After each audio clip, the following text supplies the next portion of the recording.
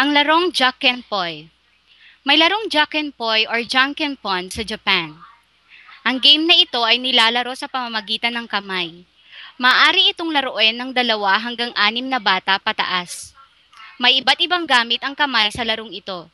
Ito ay ang mga gunting, papel, bato. Ang bato ay matatalo niya ang gunting. Ang gunting ay matatalo niya ang papel. Pero ang papel ay matatalo niya ang bato. Nilalaro ang larong ito kapag ang 2 bata ay naglalaban para sa isang bagay.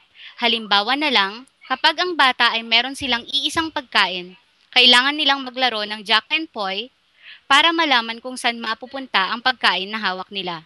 Kung sinong panalo, sa kanya mapupunta ang pagkain. Ang larong Jack and Poy ay nilalaro na rin ng mga matatanda ngayon. Naaaliw ni rin ang mga matatanda sa paglalaro nito para maiwasan ang pananakit sa bawat isa.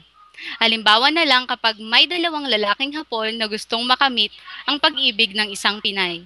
Maglalaro sila ng Jack and Poy at kung sinong panalo, sa kanya mapupunta ang babae.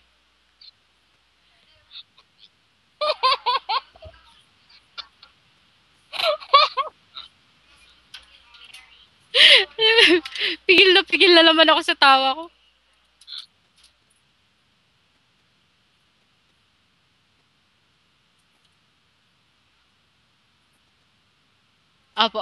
Opo, Sir Ken, opo. Oh, bye-bye, Sir Ken.